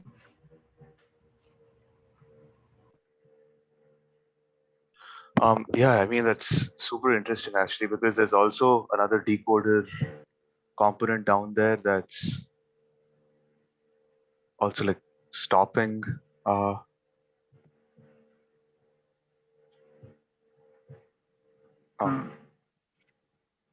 which page are you referring? Oh no, the same diagram that you were. Better you're muted, I think. Yeah, I think when the signal comes back from the right side and it has a neural network, that's what you're talking about. Mm-hmm. Yeah. On that first diagram. I'm just trying to understand like how the dimensional reduction translates into vectorizing the walls or like predicting. Yeah, it's a generative model, right? So you have like basically Oh, okay. it I get it. reconstructs, like you give Yeah. apparently you give like the location of the rooms, and it outputs the wall. So you train with this reconstruction. So it sees this, it tries to produce that. And then it again looks at the walls and then passes it through a decoder, and I'm not sort of like there's a feedback loop that's sort of transparent again in the diagram above, like Mayur, if you can kindly just scroll up a bit, previous diagram. Sure. This one or the main? The main one. Okay. Yeah. So right here, so there's some sort of like a feedback loop that's happening. I'm just trying to like understand what role the decoder might be sort of like playing there, and what the feedback loop essentially entails, and what the larger meaning to the whole script is.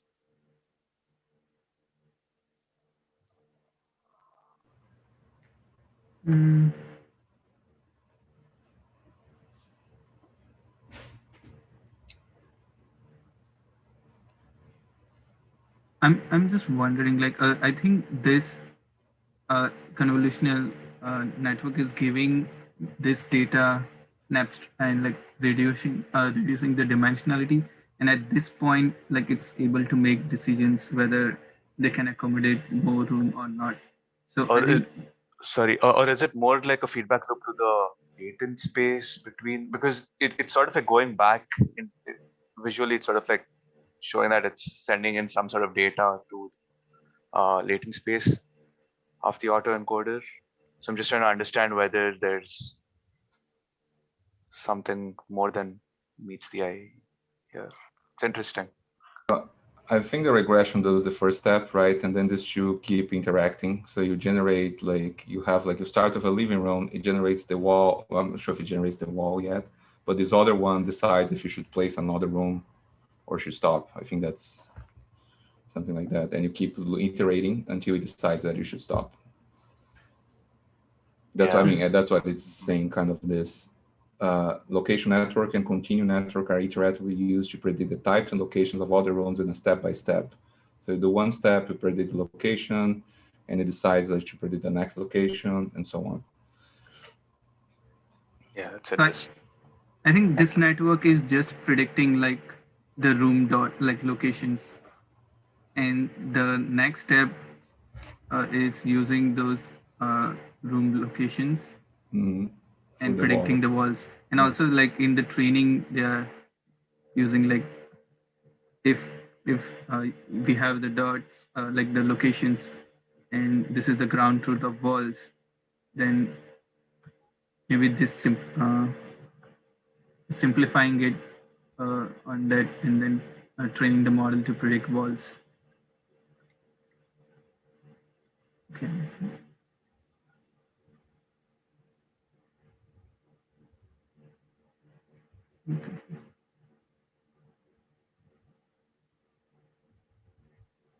I'm just curious, how old is this paper? It's 2009. Okay. I think so.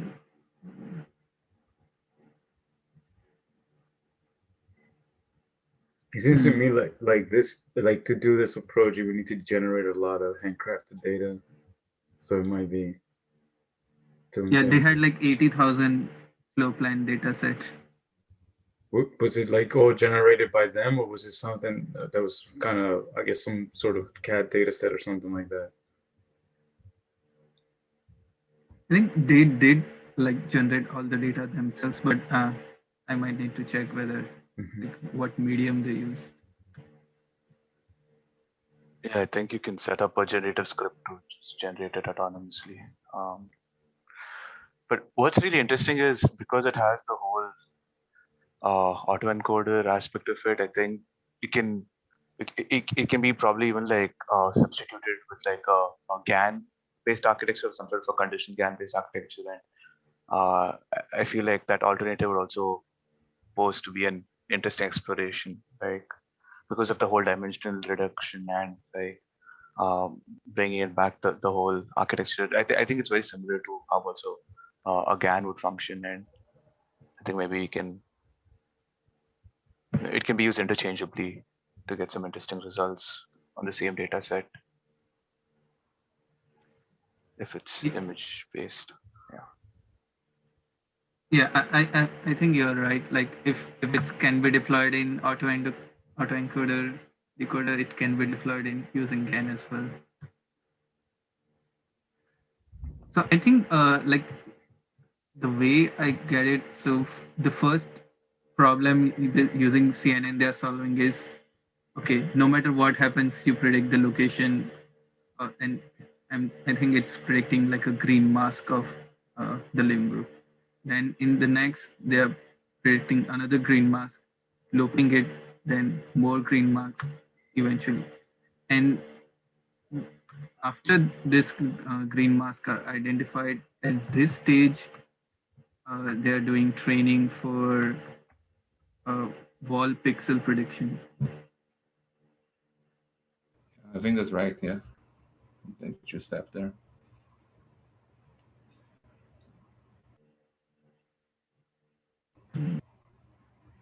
Okay, yeah.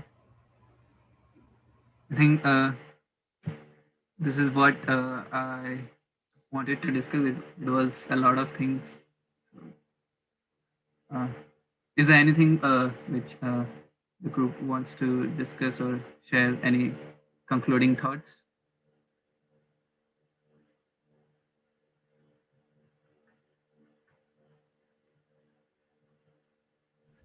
I just want to say, like, thanks, Mayor, for that.